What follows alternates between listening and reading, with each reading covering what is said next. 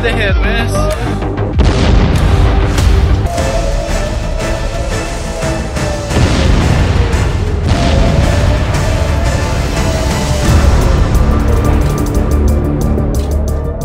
अमेरिकी राष्ट्रपति ट्रंप के ईरान और इजराइल के बीच युद्ध विराम के दावे के बाद ईरान ने इजराइल पर ताबड़तोड़ मिसाइलें दागी। ईरान ने इजराइल के रिहायशी शहर बेरशेवा पर मिसाइलें दागी, जिसके बाद बेरशेवा शहर में चारों तरफ तबाही देखने को मिली।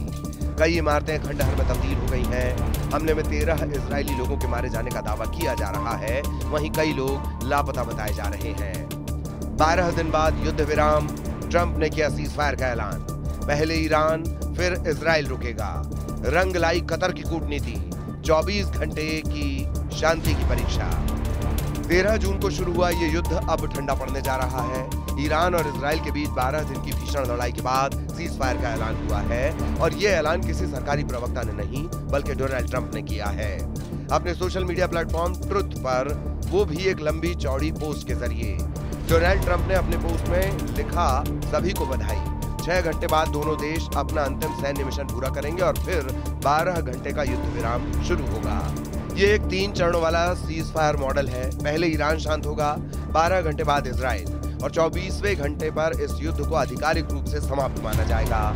इस दौरान दोनों पक्षों को शांत, संयमित और सम्मानजनक व्यवहार बनाए रखने की अपील की गई है। अमेरिका के राष्ट्रपति डोनाल्ड ट्रंप ने यह भी कहा कि 12 दिन के युद्ध को खत्म किया। ये युद्ध सालों तक चल सकता था और पूरे मध्य पूर्व को तबाह कर सकता था, लेकिन ऐसा नहीं हुआ और कभी नहीं होगा। इस सीजफायर के पीछे एक बड़ी भूमिका रही कतर की मध्यस्थता की। सूत्रों के मुताबिक अमेरिका ने कतर के जरिए ईरान से संपर्क साधा और एक प्रस्ताव तैयार किया, जिसे ईरान ने शर्तों के साथ स्वीकार कर लिया। ट्रंप की घोषणा से ठीक पहले इजराइल के पीएम बेंजामिन नेतन्याहू ने भी हामी भर दी, लेकिन एक शर्त पर, अगर ईरान हमला नहीं करेगा तो इजराइल भी शांत रहेगा। यानी शांति की ये डोर बेहद नाजुक है, उसमें तनाव का वजन अभी भी है। ये सीजफायर न सिर्फ 2 देशों के बीच बल्कि पूरे पश्चिम एशिया की स्थिरता के लिए एक टेस्ट है। इस दौरान डोनाल्ड ट्रंप ने अपना बयान जारी करते हुए सभी देशों को सीजफायर के लिए शुभकामनाएं भी दी। फिलहाल अगले 24 घंटे बेहद नाजुक है। सीजफायर की प्रक्रिया शुरू हो चुकी है। पहले ईरान अपने ऑपरेशन रुकेगा, फिर 12 घंटे बाद इजराइल। इस दौरान कोई नई कार्रवाई नहीं होगी, न बॉर्डर पर, न मिसाइल सिस्टम में, न साइबर स्पेस में। अंतर्राष्ट्रीय एजेंसियां, खुफिया तंत्र और रक्षा विश्लेषक सभी इस पल पर नजर गड़ाए हैं, क्योंकि अगर ये सीजफायर बना रहा तो ये बड़ा कूटनीतिक ब्रेक थ्रू होगा, और अगर टूटा तो हालात पहले से भी ज्यादा खतरनाक हो सकते हैं। क्योंकि 12 दिन में हजारों जिंदगियां तबाह हुई, तेल के दाम उछले, बाजार डगमगाए और पूरी दुनिया में दहशत का माहौल पसर गया। अब उम्मीद है कि ये 24 घंटे का इम्तिहान शांति की तरफ पहला स्थायी कदम साबित हो, क्योंकि इस युद्ध के आगे सिर्फ खामोशी नहीं बल्कि भरोसा और भविष्य टिका हुआ है। ईरान और इजराइल के बीच में सीजफायर लागू हो गया है। अमेरिका के राष्ट्रपति डोनाल्ड ट्रंप दावा कर रहे हैं कि अब दोनों मुल्क एक दूसरे पर हमले नहीं करेंगे और ये युद्ध विराम स्थायी है, लेकिन उसके बाद भी कई सवाल बाकी रह जाते हैं।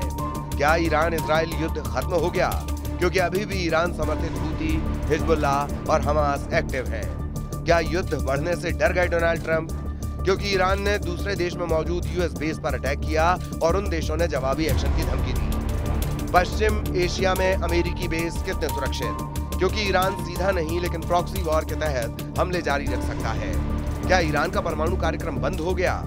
क्योंकि परमाणु कार्यक्रम की ही दलील देकर अमेरिका और इजराइल ने हमले किए थे। क्या ईरान एनपीटी से बाहर निकल जाएगा? क्योंकि ईरानी संसद में अभी भी परमाणु हथियार नहीं बनाने के समझौते से बाहर निकलने का प्रस्ताव मौजूद है। क्या ईरान अब परमाणु बम हासिल करेगा? क्योंकि रूस के पूर्व राष्ट्रपति ने कहा था कि ईरान को कई देश परमाणु बम देने को तैयार हैं। क्या ईरान अमेरिका तक हमला करने की तैयारी करेगा? क्योंकि दावे किए जाते रहे हैं कि ईरान आईसीबीएम बनाने की कोशिश में जुटा है। इजराइल और ईरान के बीच सीजफायर हो चुका है, लेकिन सीजफायर लागू होने से ठीक पहले ईरान ने आज सुबह इजराइल पर ताबड़तोड़ मिसाइलें बरसाई, जिसे ईरान ने आखिरी राउंड कहा।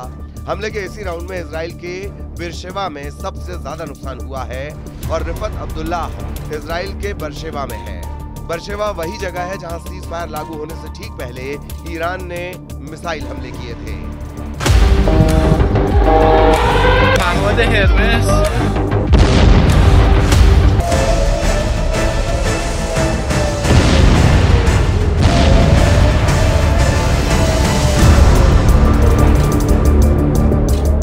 पे न्यूज़ 18 इंडिया की टीम है, लगातार ग्राउंड ज़ीरो पर आपको दिखा रहे हैं। हालांकि हमें यहाँ से कहा जा रहा है कि आप यहाँ से निकलिए, हम कोशिश करते हैं थोड़ा सा आगे जाने की। Just minute, yes. तो यहाँ पे आप देख सकते हैं, कह रहे हैं कि still falling. Okay, it's very dangerous. We can speak over here. It's very dangerous because they're still working and things are falling. I don't want you to get injured by something flying. What happened here? You can see that a civilian building had been targeted. Search and rescue teams are working to find individuals that may be trapped underneath. How many are believed to be trapped? Is there any number? I'm not going to go into numbers of indications. I can tell you that so far there have been 4 civilians, 4 individuals who have been murdered. The number is dynamic. Things can change. You can see that extensive search and rescue efforts are still very much underway. हालात क्या हैं ये देखिए, किस तरीके के हालात हैं यहाँ पे। ये चकनाचूर हुई हैं गाड़ियाँ, ये गाड़ियों के हालात हैं यहाँ पे।